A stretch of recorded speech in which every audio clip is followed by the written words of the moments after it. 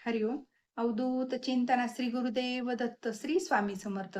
Religious काकू या आपल्या चॅनलवर तुमचे मनापासून स्वागत करते आणि व्हिडिओला सुरुवात करते. तुम्ही या चॅनलवर नवीन असाल तर लाईक, शेअर आणि सबस्क्राईब करायला विसरू नका. तुमचे एक लाईक आणि सबस्क्राईब आम्हाला पुढे जाण्याचे बळ देते. चला तर व्हिडिओला सुरुवात करूया.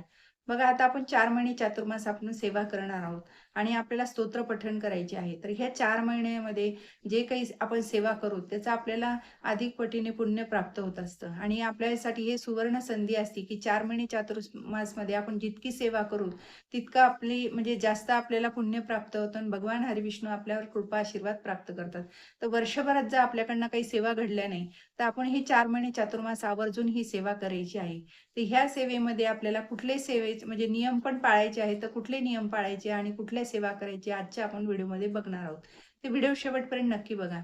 तर बघा, 4 महिने चातुर्मास म्हणजेच आपल्याला 4 महिन्याचा कालावधी आहे आणि 4 महिने म्हणजे हे अगदी पवित्र महिने आहेत, की तुम्ही जितकी छोटी जरी सेवा केली, तर ह्या महिन्यामध्ये अगदी आपल्याला त्याचं पुण्य प्राप्त होत असतं.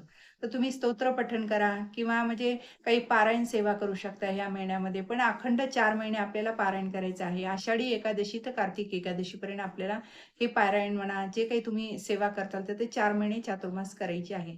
तर यामध्ये आपल्याला छोट्यातली छोटी सेवा म्हणजे बघा, आपल्याला रोज आपल्याला आषाढी एकादशीपासून सुरुवात करायची आहे. तर तुम्ही रोज म्हणजे देवांसमोर तुम्ही गोपद्म काढू शकता. तर हे गोपद्म म्हणजे गायीची खुरं असतात. तर हे सुद्धा आपण जर रोज काढले, तर आपल्याला लक्ष्मी प्राप्ती होत असते आणि लक्ष्मी माता आपल्यावर प्रसन्न होते. आपण ते म्हणजे तुळशीजवळ काढू शकता, तुम्ही देवाजवळ काढू शकता. आपल्याला रांगोळीनं काढायचं आहे आणि त्याच्यावर हळदी, कुंकू, अक्षदा, फूल व्हायचं, आपल्याला धूप-दीप ओवाळायचं आहे. कारण हे गायीचे पाऊलं असल्यामुळे आपण गोमातेची आपल्याकडून सेवा होते आणि आपली पूजा पण केल्याचं प्राणीतून आपल्याला हे गोपद्म काढायचे आहेत. आणि ज्यांना शक्य नसेल त्यांनी स्वस्तिक काढायचा. हा पण एक स्वस्तिक सुद्धा तुम्ही काढू शकता 4 महिने चातुर्मास. एक हळदीचा आणि एक कुंकाचा असे 2 स्वस्तिक काढायचे आहेत. तर रोज आपल्याला फरशीवर न काढता जर तुम्ही प्लेटमध्ये काढले, तर आपल्याला ती हळदी-कुंकू एके ठिकाणी जमा करून विसर्जन करता येईल. तर तुम्ही प्लेटमध्ये 2 आपल्याला स्वस्तिक काढायचे आहेत. हे स्वस्तिक सुद्धा आपलं मांगल्याचं प्रतीक आहे. त्यामुळे तुम्ही आवर्जून हे सुद्धा व्रत करू शकता 4 महिने चातुर्मास. आपल्याला नाहीतर फुलवात आपल्याला रोज लावायची आहे. तर जेव्हा आपण हे फुलवात लावू, तेव्हा आपलं घर तेजोमय होत असतं आणि आपल्या लक्ष्मी आपल्या घराकडे आकर्षित होत असते. तर आपल्याला रोज ही फुलवात लावायची, ही सुद्धा आपण 4 महिने चातुर्मास सेवा करू शकतो. आणि आपल्याला तर म्हणजे आपण रोज आपली महादेवाची आपली पूजा असते. ते शंकर महादेव मंदिरामध्ये जरी तुम्ही रोज जाऊन अभिषेक जरी केला 4 महिने चातुर्मास, तर हे सुद्धा आपल्यासाठी खूप चांगलं आहे. कारण हे जर आपण अभिषेक केला, तर आपल्या घरामध्ये सुख समृद्धी नांदते आणि आपल्या घरामध्ये जी काही नकारात्मक ऊर्जा आहे ती सुद्धा निघून जाते. आपण जेव्हा पूजा करतो महादेवाच्या पिंडीवर, जेव्हा आपण म्हणजे तीर्थ म्हणून आपण ती घरी आणतो, तर ती घरी आणल्यानंतर आपल्या घरामध्ये सकारात्मक वातावरण तयार होते आणि जे तीर्थ आपल्या सगळ्या घरातल्या म्हणजे व्यक्तीनं जर घेतलं, तर त्यांच्यामध्ये जे काही कोणाची नकारात्मक बुद्धी समजा त्यांच्या ह्याच्यावर आली असेल, नकारात्मक विचार त्यांच्या मनात असतील, तर ते सुद्धा निघून जाते आणि आपलं घर चांगलं व्हायला लागतं. तर हे आपल्याला जर पूजा केल्यानंतर ते तीर्थ आणून आपण सगळ्यांनी घ्यायचं आहे. आणि जर बाहेर जाणं शक्य नसेल, तर घरातल्या तर तुम्ही आपण महादेवाच्या पिंडीवर तुम्ही रोज अभिषेक करू शकता 4 महिने चातुर्मास. हे सुद्धा आपल्यासाठी खूप चांगलं आहे. कारण जितकं तुम्ही अभिषेक वगैरे कराल, तितकं भगवान शंकर आपल्यावर प्रसन्न होतात आणि आपल्याला कृपा आशीर्वाद देतात. तर हे सुद्धा आपल्याला एक साधी सोपी 4 महिने करता येणारी साधी सोपी पूजा आहे.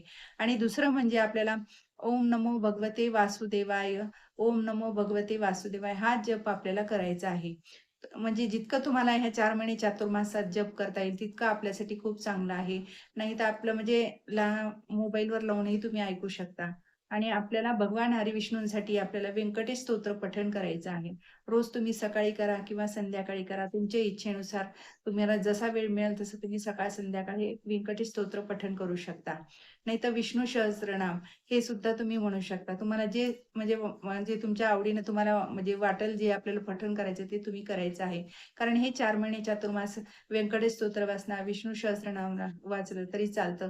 कारण आपल्यावर भगवान हरिविष्णू आणि माता लक्ष्मीचा आपल्याला कृपा आशीर्वाद प्राप्त होतो आणि आपल्या घरामध्ये सुख समृद्धी नांदते आणि रोज आपल्याला सकाळ संध्याकाळ तुळशीची म्हणजे तुळशीला दिवा लावायचा आहे. तुळशीची पूजा करायची आहे. आपल्याला म्हणजे पूजा म्हणजे संध्याकाळच्या वेळेस तर आपण लांबूनच आपल्याला नमस्कार करायचा आहे.